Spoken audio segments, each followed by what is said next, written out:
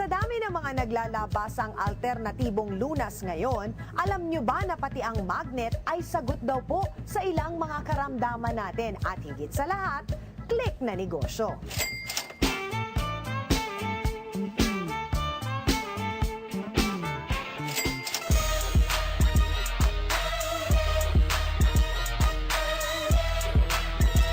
Kung akala nyo konti lang ang silbi ng magnet sa pang-araw-araw na gawain, aba, nagkakamali kayo. Dahil ngayon may mga magnet nang nakakapagpagaling ng iba't ibang sakit. We have bracelets with combination of biomagnetic and far infrared. We call them germanium. Ito yung para sa illness. The biomagnetic ay para sa pain, aches, and stability. Mga magnet bracelets ang pangunahing produkto. Marami umano sa mga gumagamit nito ang nakakaranas ng magandang epekto sa kanilang katawan. So pag sinabi ko wall tree, i-lift natin without the bracelet. Okay? So 1, 2, 3. So ngayon, gagawin nila, susutin nila yung biomagnetic. So in just 3 seconds, palalakasin natin sila.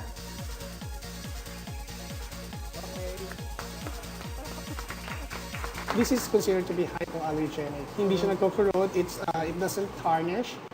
At eto pa, may financial benefit din daw ang magnet para sa mga gustong magnegosyo. Dating OFW si Ellie Martos, pero ngayon, business affiliate na rin ng mga bracelet na ito. Patok na patok daw ito abroad. Maganda raw ang kita rito, kahit medyo may kataasan ang presyo.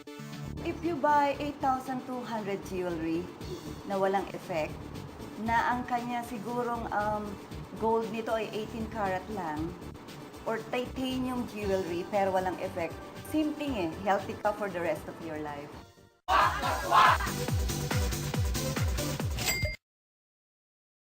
Si Anthony Panderan, anak ako ng doktor, anak ng nurse, binatuhan ako ni Diyos na 18 anyos ako, bigla ako inatake. Natake ako sa baga. Amen. And binatukan ako, in-operate lungs ko, then after a year, after ng operation ko, sa gallbladder naman, tinira naman yung gallbladder ko. So after lahat ng operation ko, nagkaroon ako ng hypertension, vertigo, and naging asthmatic ako, ano ba ba? Anxiety attack. Yun yung pinakamabigat, yung anxiety attack. Yung hindi ma-explain ng doktor kung bakit ako parang sinasakal, bakit ako nininervyos, bakit ako nanlalamig. Then, sasabihin mo may sakit ka. Parang si Francis M. Diba? Gwapo ni Francis M. Ang kinis. Then, inas na to, asan na siya? Diba? So, hindi pala yan sa physical. Sa loob pala yan. Yung loob na yun, yung sinasabing hindi pala na blood circulation. Okay? Yung mga sakit ko dati, tapos yung nininervous ka, hindi mo na alam gagawin mo. Promise, gagawin mo lahat, gumaling ka lang. Magbabayad ka sa ospital, lumabas ka lang ng buhay. Tama mali? Diba po? So, ito ngayon, ini-introduce namin yung produkto. Kasi po, sa akin, yung mga sakit na nabanggit ko, inasnap din po. Tinanggal po ng bracelet. So, inasnap, tinanggal niya. Hanggang sa pinakilala ko siya sa pamilya ko. 1987, na-diagnose siya na meron siyang myoma. Psoriasis or PID is pamamaga ng matres. Tinanong ko sa kanya, okay. Cause of ano to, anong myoma? 1987. So after ilang years, 2002, eto na, nakita na yung myoma nodule, lumabas na, may size na. Yung una na mamagalang eh. So binaliwala na. So yan. Kung makikita nyo dyan, mga nakatay dyan, myoma. So i-hit lang ulit natin. 2003, March 29, 2000, kanina 2002, after a year, nandito pa rin, may nakatay pa rin na with small myoma nodule. Okay. So, September naman, September 1, 2003, pa rin siya.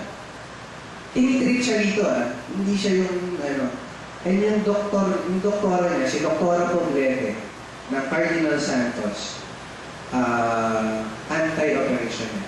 Kaya hindi siya pinapa-opera. Then at the same time, may mga herbal din siya dito. Okay. So 2003 yan. So 2005 na. May 11. 2006.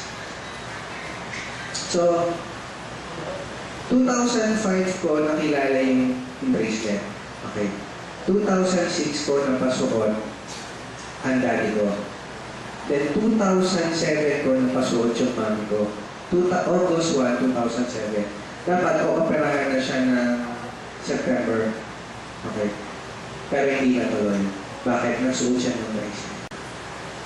Okay. Wala kaming result ng 2008 kasi hindi ko nakuha sa cabinet niya. Actually, ayaw na itong ayaw niyang ipa-declare. March 27, 2009. Hanapin niyo po yung MYOMA.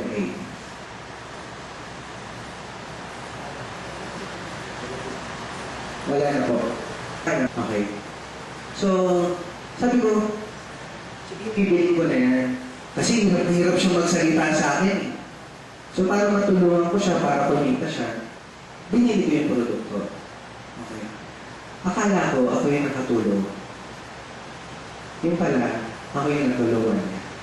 Kasi imagine, then yung tatay ko na muntik ng mabypass, katulad ng kwento niya, yung kwento ni Dr. Pinani nila, binaypass, after 2 days, namatay. Yung kapatid niya, after 5 days, nung binaypass, namatay. Ako, tatay ko, pinagsuot kong bracelet. Hanggang ngayon, sinisermo ng pa ako.